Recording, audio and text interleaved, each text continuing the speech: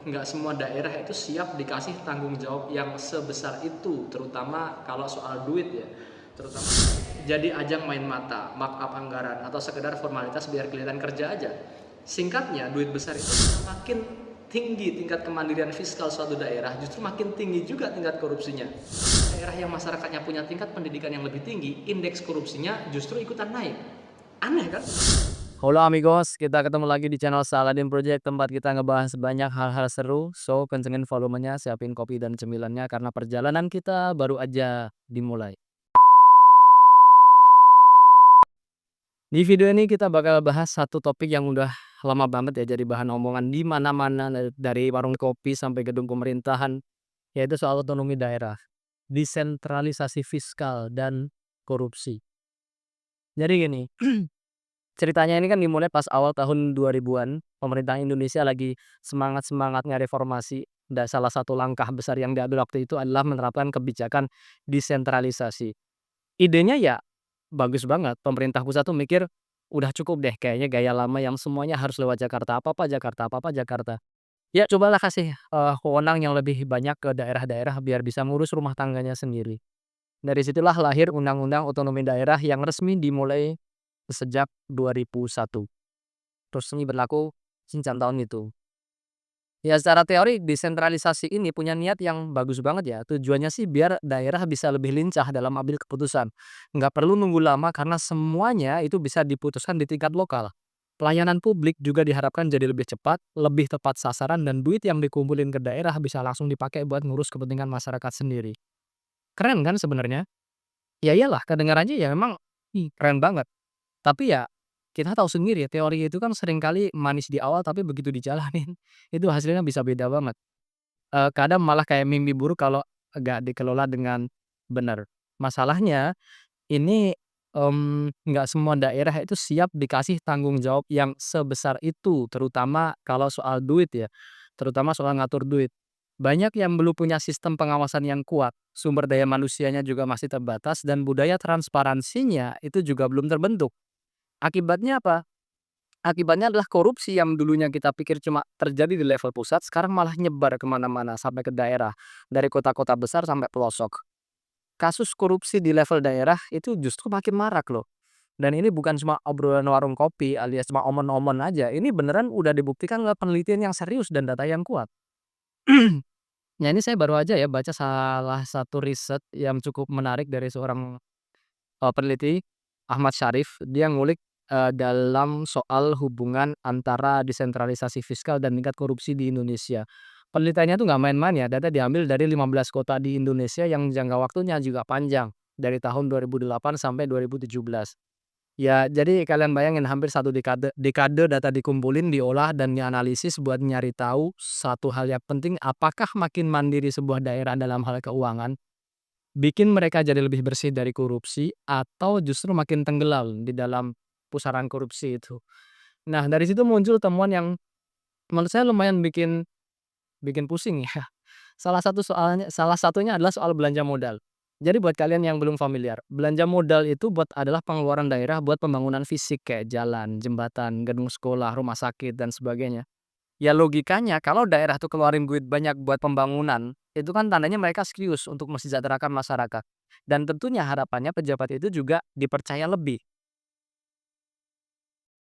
Tapi realitanya itu kan ternyata nggak kayak gitu. Ternyata dari data yang diolah oleh Ahmad Syarif tadi, dari penelitian tadi, belanja modal ini nggak punya hubungan yang signifikan sama indeks korupsi. Jadi meskipun daerah tuh ngeluarin banyak uang buat proyek fisik, itu nggak serta-merta bikin mereka lebih bersih. Bahkan bisa jadi belanja besar itu justru jadi peluang emas buat praktik-praktik kotor. Proyek jadi ajang main mata, markup anggaran, atau sekedar formalitas biar kelihatan kerja aja.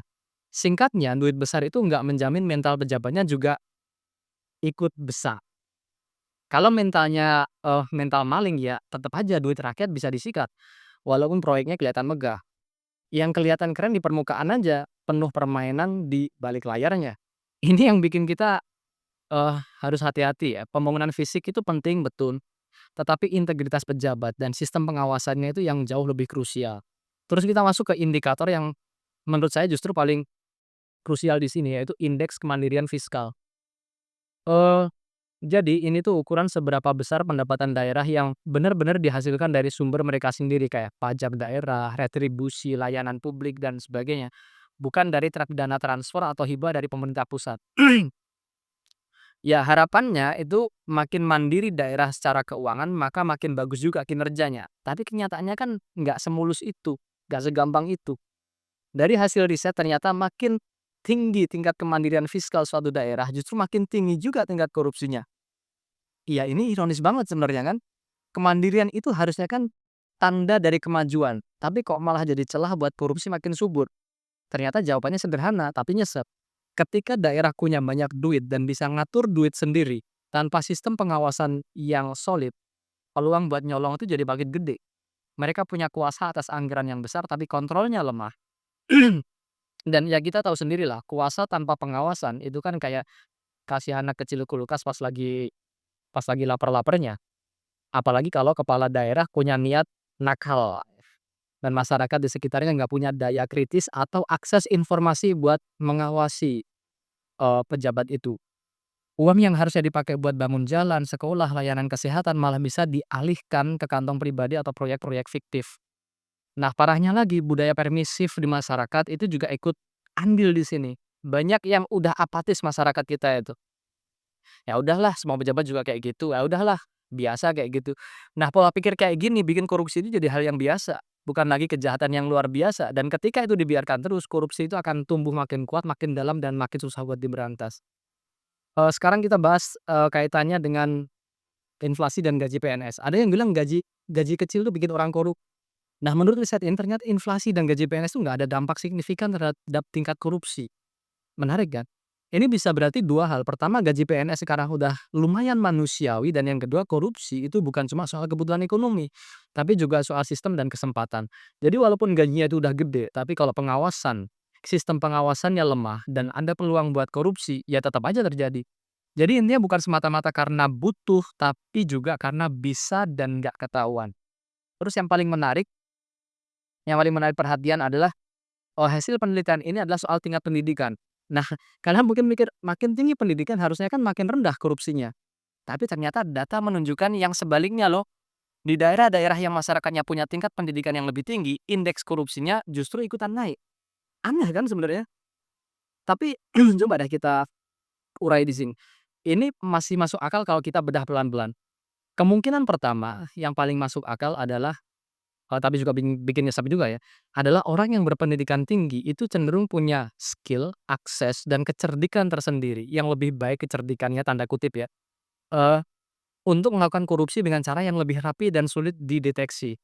Nggak sedikit kan pejabat korup itu lulusan dari luar negeri, punya gelar yang panjang, bahkan sering tampil pintar dan berwibawa, kayak orang bener aja ngomongnya. Tapi di balik itu mereka justru, lebih lihai untuk mainin sistem, ngakalin sistem. Mereka tahu celahnya, ngerti aturannya, dan bisa manipulasi data dengan rapi. Jadi bukan soal nggak tahu mana yang benar, mana yang salah, tapi justru karena terlalu tahu, mereka bisa nyari cara buat nyelesain tindakan mereka, buat, cari celahnya.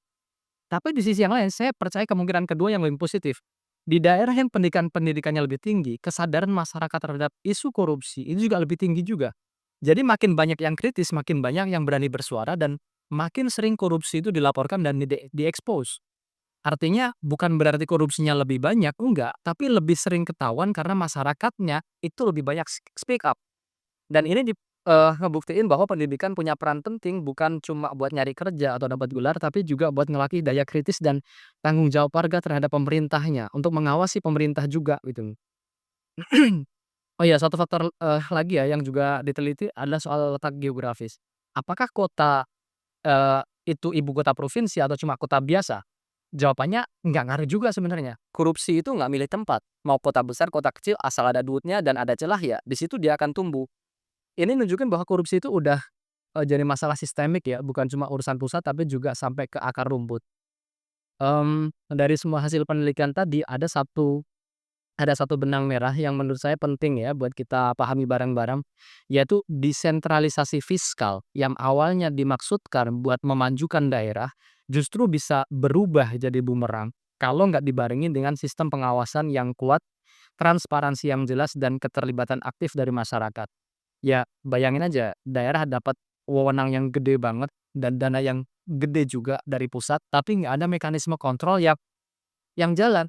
Ya itu sama aja kayak ngasih ATM sama PIN-nya ke orang yang nggak bisa dipercaya. Gampang banget salah gunakan dan ujung-ujungnya rakyat juga yang dirugiin.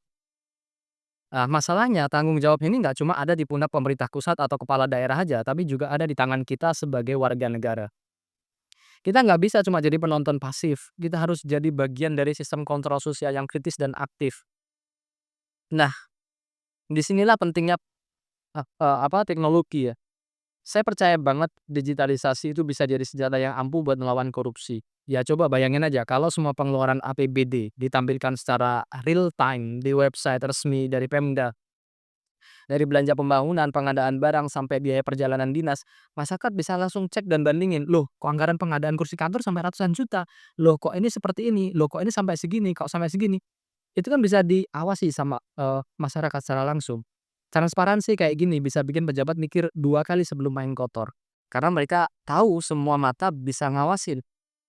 Dan ini bukan cuma angan-angan aja ya, udah ada negara-negara lain yang buktiin bahwa digital governance itu bisa, nurunin tingkat korupsi secara signifikan.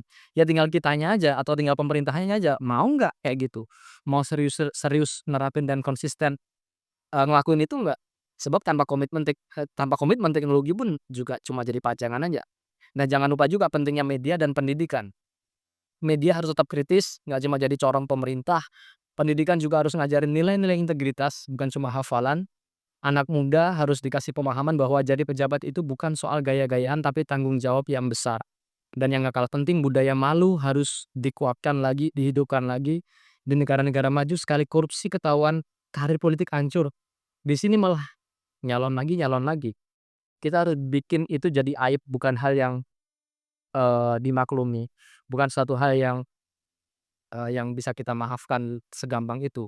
Jadi apapun profesi kita, guru, mahasiswa, pengusaha, petani, apapun itu, bahkan orang biasa yang tiap hari kerja banting tulang, kita punya peran dalam menjaga uang rakyat ini. Kita harus bareng-bareng jaga supaya otonomi daerah bisa beneran jadi jalan buat kemajuan, bukan lubang buat kehancuran. Dan saya yakin banget kalau kita semua peduli, aktif, dan gak takut bersuara, pelan-pelan kita bisa bersihin negeri ini dari korupsi. Karena bangsa yang besar bukan cuma bangsa yang punya sumber daya alam yang melimpah, tapi juga rakyatnya punya integritas yang tinggi. Dan ya, segitu dulu obrolan kita kali ini. Semoga kita semua nggak cuma dapat info baru, tapi juga jadi makin penasaran sama cerita-cerita yang lain. Karena dunia ini lebih dari sekedar angka dan fakta, tapi banyak kisah seru yang nggak ada habisnya. Kalau kalian suka sama konten ini jangan lupa buat subscribe, like, komen, dan share biar nggak ketinggalan cerita-cerita seru yang lain. Saya pamit dulu, sampai jumpa di video-video berikutnya. Bye.